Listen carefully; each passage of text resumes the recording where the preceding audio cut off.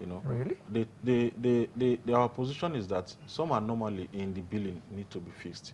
The metering, the estimated billing just need to give way. The fees charges need to. It's important that equity and transparency is brought into the billing system, such that you don't just estimate even a house that somebody is not staying. You don't look at the building, the store. You give a bill as you wish. So metering need to be fixed.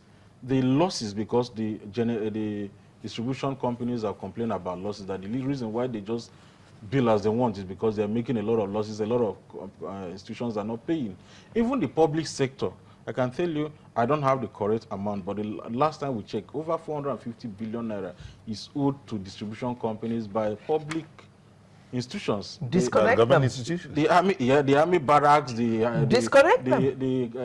the public hospitals, public universities, and so, of course, but they had, you know, so even They're not government itself, charity. even government itself need to pay distribution companies how much they've consumed. So backlog debt need to be paid. 450 billion. Over 450 billion. So, you know, as we speak now, the distribution companies are owed by government. By government, yeah. Who is not allowing them, who did not tell them the truth, 45% for me and you. and did not tell them about the infrastructure on ground. So that is why I said that something needs to be done.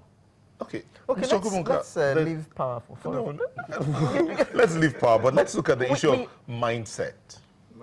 The Nigerian mindset. The average Nigerian believes, you're the government. You owe me this. You owe me power. You owe me infrastructure. You owe me water. You owe me the basic things I need. I mean, that's what the Constitution says, the basic infrastructure. But how is the mindset of the Nigerian in the situation we're in now, with a tight economy that's supposed to be diversified, not yet diversified, or we're in the process of diversifying, we're in the process of privatizing, we're still in the process, and there's no funding. Yet we still have a wrong mindset that looks at, I must get everything I need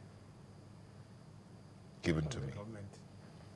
Well, you see, for me, I don't believe that the average Nigerian, relies so much on government. If we were, we will all be dead by now. And that's the truth. Because think about it, you generate your own light, you generate your own water, you pay your children's school fees, and so on and so forth. So assuming you were dependent on government, you won't be able to make these. Flip the coin to the Nigerian who is in government. What's his mindset? Well, that's where the problem is. You see, the system of government that we have, where there is no tutelage, let me just use that word. Everybody comes out and becomes a politician overnight. No tutelage, nothing. All you perhaps have is just godfatherism. That's right? That's a process of tutelage. No, that's not tutelage in the right sense. You see, there's what you do when you want to grow up. Just look at the typical apprenticeship. You go to learn the ropes, be able to know what should happen, what should not happen, and then the ethics that back these things up. Unfortunately, in governance and in government, or in politics as we call it here, what happens here is that we all want to make money. Many people enter into politics not to render service, not to make contributions, but just simply to take away. And that is the problem, the greatest challenge we have. And it's playing out, as we all can see now, what the Buhari administration is doing with unearthing so many things that you and I wouldn't have even known that could happen in this country. So if we can get the rulership, those in government, to rethink themselves and rethink about the economy, the Nigerian populace, and so on, and render service, just like has been said, produce first before you expect payment. I think that would be a very good development for us. Now, the other side of it is that most of us look at what our leaders are doing, and it's natural that you want to copy. It's like a father, a mother in the home. Your children would like to follow your footsteps, for instance. So if those leading are not leading by good examples, the followership will automatically do the same thing. Okay. So there is need for total reorientation starting from the top, and we should have our minds open to having such situations arise within us. And then everybody should buy into it, knowing that if we continue the way we are now, we are all doomed to fail. Okay, let me just take this. Let me read this tweet. This person is watching from Canada, and he says, power is key to the progress of economic reform in Nigeria. Very simple to solve. That's right. Power is a state emergency. That's Eno Craves. Eno Craves says, power is a state emergency and we can solve it if we want to. But how can we solve this without funding? Diversifying the economy. We're almost out of time. But we're talking about diversifying the economy, which involves the power sector. But how can we do that without effective funding? Where would the funding come from? Local, international, and at what interest rate? The funding will come from the two sides. We'll have the local component and then the international component.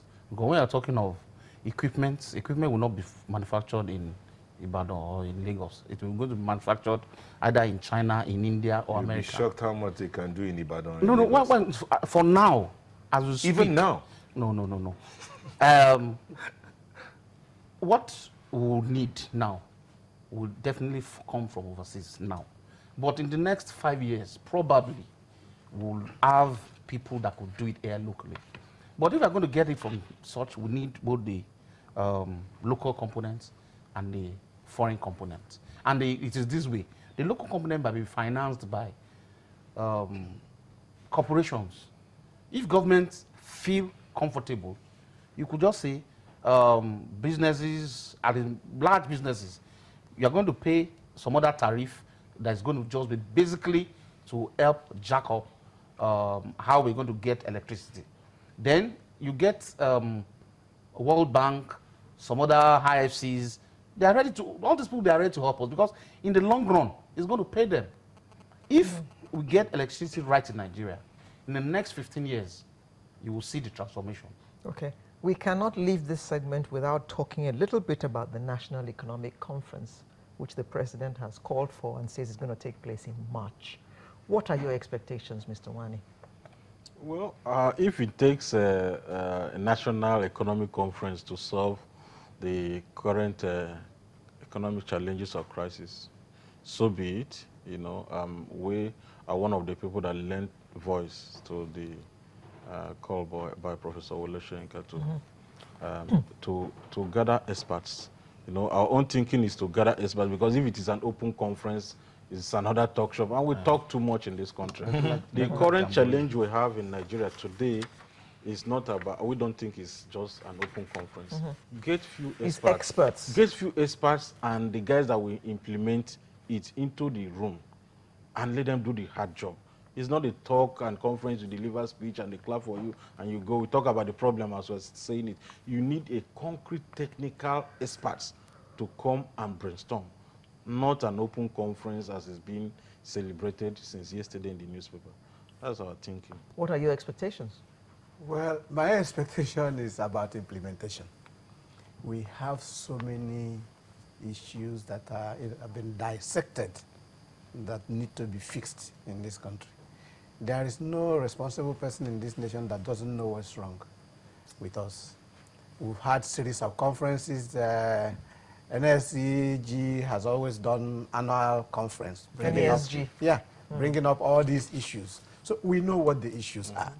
I think what the government should do, in my opinion, for the Buhari administration to come out and say, look, this is the direction we want to go. Now, we want you people to discuss how this can be implemented and the results will be achieved. If that is the only thing they will go there to do, then that would be okay. For instance, we're talking about power. Everybody knows that power is an issue. Now, go get a set of people to discuss how are we going to focus on power and implement things to get power. Agriculture, let people deal on that. This is what we need. We have arable land, we have this, we have this. What are we going to do? How do we do these things? And then I think if we go about it in this form, I am sure that by the time we conclude and the government then appoints the right people that will take charge and responsibility. I like what the Minister of Work has done, Works, Housing and Power. He gave milestones. We are going to build so kilometers of road within this period. We are going to get this done within this period. So at the end of his tenure, we would like to measure his performance by those standards.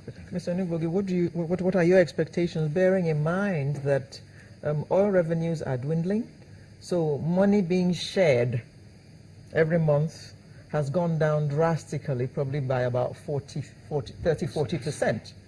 So this matter has become hot, urgent. Just like you rightly said, after we gather technocrats, the smart ones among us, to come up with deliverables on how, we need to now sit down and marshal, ensuring that what they have said is done and is implemented. Okay. Because there are a lot of proposals, a lot of conferences that will just have blueprints, you drop it on the table, and there it dies. Okay, thank you very much. We can't even take your last word. We've completely run out of time. So all I want to say is thank you very much to Mr. Ayodeji Onigbogi, Development Finance Expert, Dr. Uju Ogubonka, President, Bank Customers Association, and Mr. Vincent Nwani, Director, Research and Advocacy, Lagos Chamber of Commerce and Industry. Thank you all very much for coming. My pleasure. Thank you very much. Sunrise will be right back with another interesting conversation. Make sure you join.